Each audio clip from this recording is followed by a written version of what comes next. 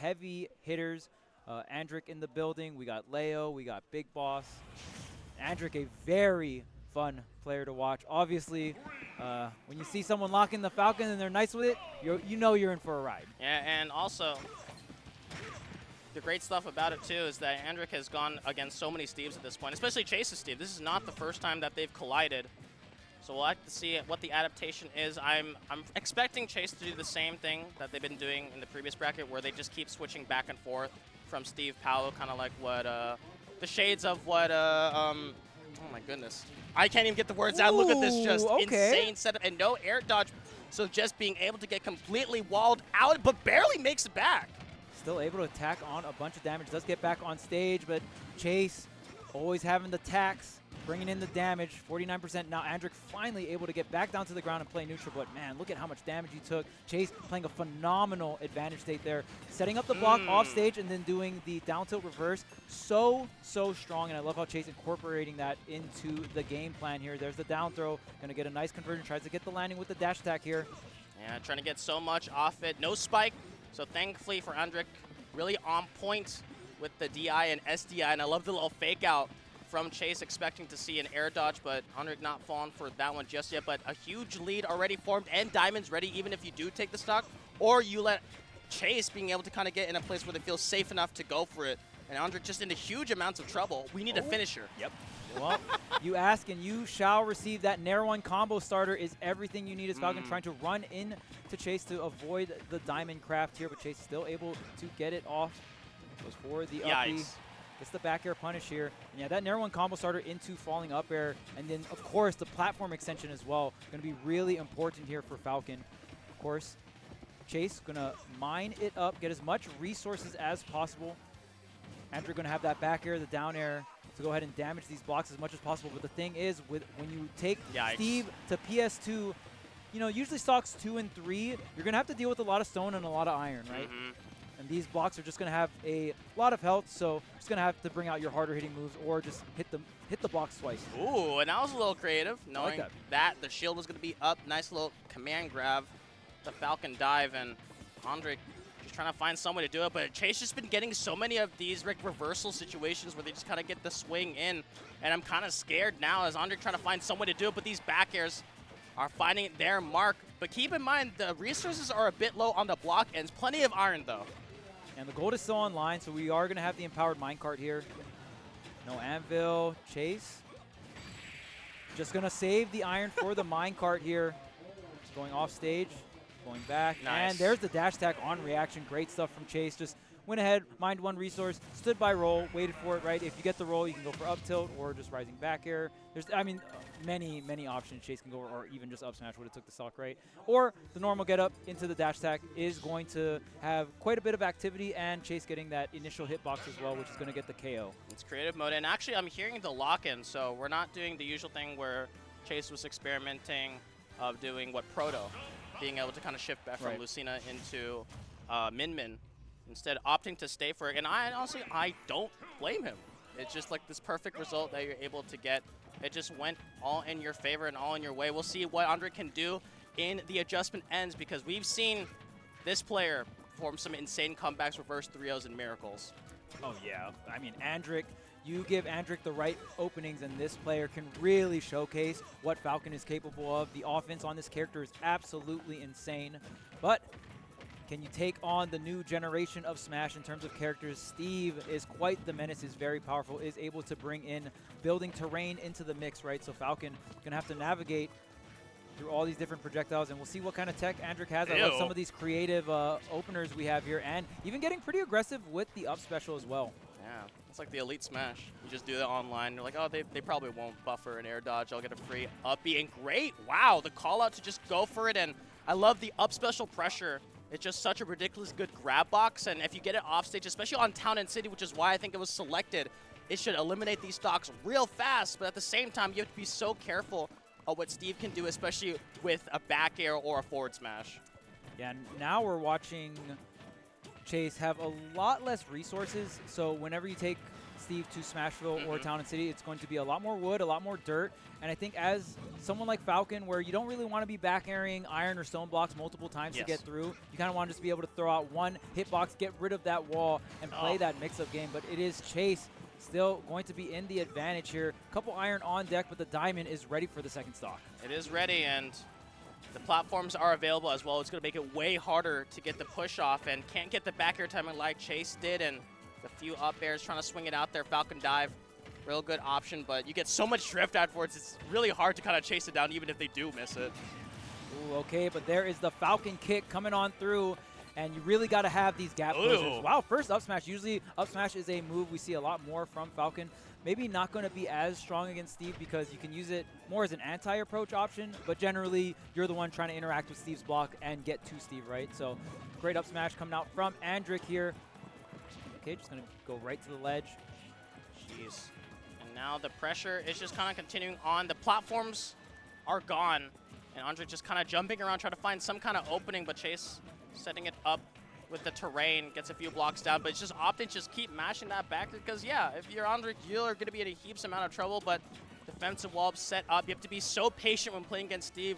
Once you start autopiloting or just get hit with a straight hit, you can just lead to disaster and weaves around, but the side special is there to cover it at 143 with no air dodge. Still barely makes it back, Charles, but it's such an uphill battle because Jace is only at 48. Jason, oh, wow, actually air dodging in there. Almost gets the punish for Andrik, but not going to confirm the knee off the Nair 1. Great DI coming out from Chase. There's the tech, and there's the punish. Great sequence from both players in terms of defense and offense. Love to see it. And now it is Andrik that gets the damage. One Nair into knee could do the trick here, but of course, Chase, knowing exactly that's what Andrik is going for, is going to get a good amount of damage from the up tilt.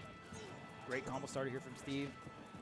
I mean, it could have been worse. Chase is kind of messing up those block extensions with the up air. It could be, you know, into like 60, 70. But thankfully, Andrik was able to kind of escape those, but trying to find that confirm, but unfortunately is not the strong hit of that knee with the sweet spot. And even the Falcon kick, not going to be good enough just yet into the loving embrace of Chase. Will get sliced up, but that's going to be a 2-0 lead. Is that the first forward smash of the set? Yeah. Dang, man. That move is very strong. It's I see Steve. Most Steve players press that button more than once in 2 games. That's all I'll say. So Chase, I think Chase playing a different style of Steve in terms of, like, I think more Steve will space things out with forward smash. Right there we saw whiff punish coming out from Chase, and I think Chase more so playing the block game mixed in with, okay, I'm establishing these blocks. I want to find really good opportunities to get these up tilt combo starters, right? I think Chase playing a very clean set of Steve, and honestly, even watching Chase play last night, I think Chase could have played a lot cleaner last night. So I'm hoping Chase coming into today will, you know, perform more towards his standards. In terms of like new gen SoCal players, he is definitely a player I have a lot of faith in. I think a very, very talented player. And no, it's this. Do what you got to do, Chase. I respect it. When MkLeo started doing that at Summit, it's like, oh, he's trying to win for sure now against Light. Yeah, I mean, there's certain matchups where you can just go for it, right? I mean, there's no rule restriction against it, so why not?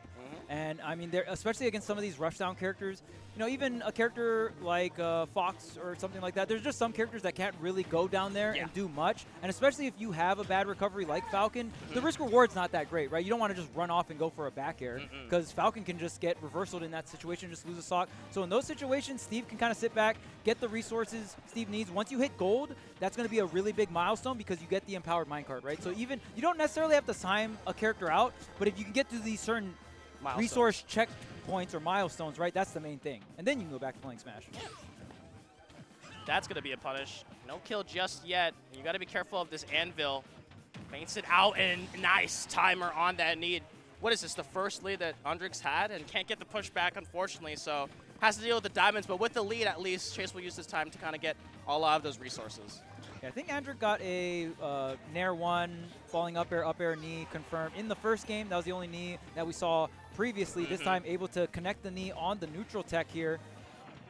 Much needed one as well. Like, this is something where Chase is kind of behind. No pickaxe as well. So being able to hold this jab, has diamonds available and plenty of iron as well. Destiny arrives to say, Andrik, I'm sorry. Some things are just unavoidable, like death and taxes, and the minecart finding its way. Hold on, huge combo sequence. Yep, just going to go for the damage, not going for the knee here. Getting the standard up air strings, and Andrik actually switching up the counter pick. You are going to give Steve more access to the iron, but Steve now has to mine the ground with the pickaxe, which is going to wear down the durability. Great edge guard coming out from Andrik, and I think it's working out for him, you know, because I don't have the answers in terms of what counter picks work against Steve, but No jump. Okay, this is a great amount of damage, but I like that Andrik is down to switch up the strategy. I mean, there's the up smash with punish on the stomps, the down airs. yeah, I mean, Andrik's just a professional, like, labber. Well, I like that Off down the air string. onto that block, Yeah. and then you, since the block is there, you kind of have no lag. It's the main things you want to take advantage of with blocks in the air. And mashing that spot dodge or air dodge, trying to get away with it. No jump available, however, has to go high, charges it up. I like that.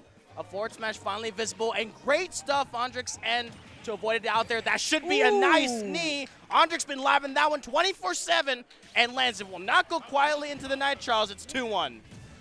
I just think it's wild when you see a player win a game, and then the the camera pans to their face, and they don't look happy.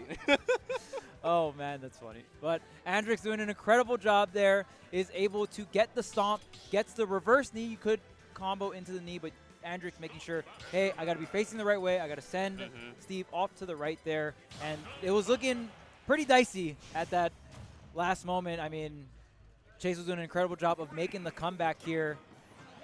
So Andrik getting himself on the board, now 2-1. Chase now going to Kalos, going to have a ton of space to work with, right? And then you are going to have access to higher materials. You are, again, going to have that pickaxe.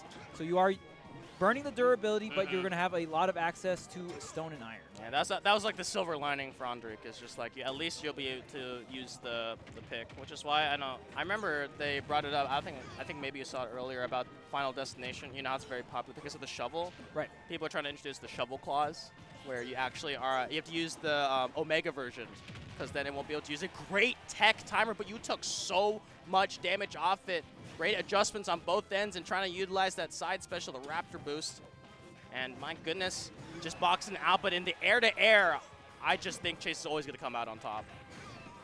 And honestly, something I've just noticed, I feel like we saw Chase utilizing a lot more Anvil yesterday, and specifically in this set, haven't seen too much Anvil. I think Chase opting to go for minecart and utilizing the iron for either just using the blocks or for the minecart here.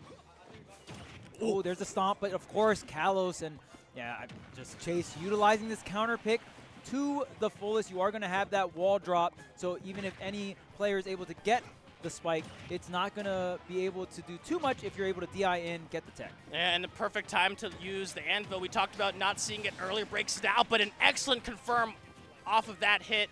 And the immediate push, no diamonds though, so not too necessary. And this is a really good opportunity for Andrik to kind of look in, charges it real up, but because of that platform height, not all the hits will be able to connect and probably shield poke, which is what the hope was.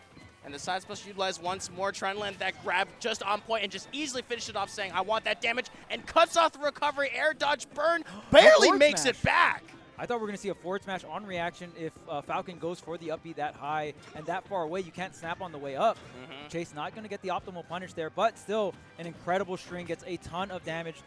These gold weapons have, you know, they're very fast, they're very strong, but the durability very low here. So now Chase going to have to go ahead and craft the iron. The diamond is still not available. Andrik keeping enough pressure onto Chase, so Chase not getting too much mining time. Yeah, but keep in mind there's no iron as well. Finally gets one tick of it, no diamonds. Like I talked about earlier, trying to get the back air, or it could have been the reverse knee as we saw in the previous game. Could have been a lot of pressure and a missed grab. Great reactions on Andrik's end to kind of recognize it, gets the up air on the Chase down, but Chase is well aware of it. Forward smash, pixels away from landing, but doesn't, just blinks, and the side special just collides in the minecart. Being able to get it, and the empowered one will definitely spell the end of that stock. Not getting too much damage here, but it doesn't matter too much. Still has the ledge trap. Is going to extend off the roll. Goes for the forward air. We've seen Chase even end combos off a little bit sooner and just kind of go for things like the forward air right into the forward smash, right? Just get as much distance and damage. Keep it simple. Love to call those tournament combos, right? Might as well. They're safe. Tournament safe. And at this point, Chase just holding on, saying, like, the next stock, I'm just going to get the diamond, so I'm going to opt to be a little more on here. Has the blocks, try to use that up air. Great wall jump afterwards, and the knee doesn't kill just yet. It's Kalos, a huge stave, arcs upwards, can't finish the job, and Andrik misses the command grab, and also the forward smash does miss as well. A little bit of a scramble on the tech chase and all that sorts, but Chase just knows one small mistake, it's going to be a nice back or an up smash at a shield. There's no pickaxe here, but none needed. The Lava Mancer, Steve, or Enderman, I should say, coming through, and Chase, Yuumi, is going to go ahead and close it out 3-1. Kalos being a wonderful counter pick for the set. I mean, we saw the walls utilized by Chase. I think that was the only game that we also saw Chase utilizing the diamond, or not the diamond, that was every game, but the gold, the crafting the gold weapon. And I think whenever you're looking at Steve players, you also want to see which situations they're willing to craft gold. When you do craft gold, you do sacrifice the empowered minecart unless you have a backup gold. And I think Chase, having great resource management on the last game on the counter pick being Kalos, was able to craft the gold, got a ton of mileage as well. Got Nexus popping off in the venue. Yeah. You'll always hear it. You always hear it, man. It's a win or a loss, you'll always hear it, but also, too, everyone sounded like a win pop-off. It's yes instead of no. That was a win pop-off. Instead of yes, it's a no. So that's always more on the positive ends, and yeah, that was one of the interactions where it's able to break out utilizing that anvil. And, you know, shout outs to Chase. You know, like you said earlier, not a lot of that forward smash. Maybe at one point it should have been, like especially on that reaction, but these backers have been fighting it, and this should have been where it's been, but damn. Yeah, I again, just the resource management coming out from Chase. And honestly, I know Chase can execute a lot of these Steve combos. That set particularly, I think the punish game wasn't like super strong. I think Chase will ramp up in terms of the punish game, but I think what's more important is the resource management, the neutral. And even though Chase wasn't getting like these crazy nil combos, I think Chase got good enough combos where it's like, okay, I'm gonna go ahead, go for this ender, go for the ledge trap, go for the offstage, and I think Chase's advantage state was the most impressive part of the set. Yeah, I mean, to me, it just felt like those backers, you could see the spirit of Palutena just constantly getting over and over and over again. The backers were out. It just felt like Chase likes back air more than forward. Yeah, that's true. But it just felt like Andrik had like a magnet attached to his head for all the back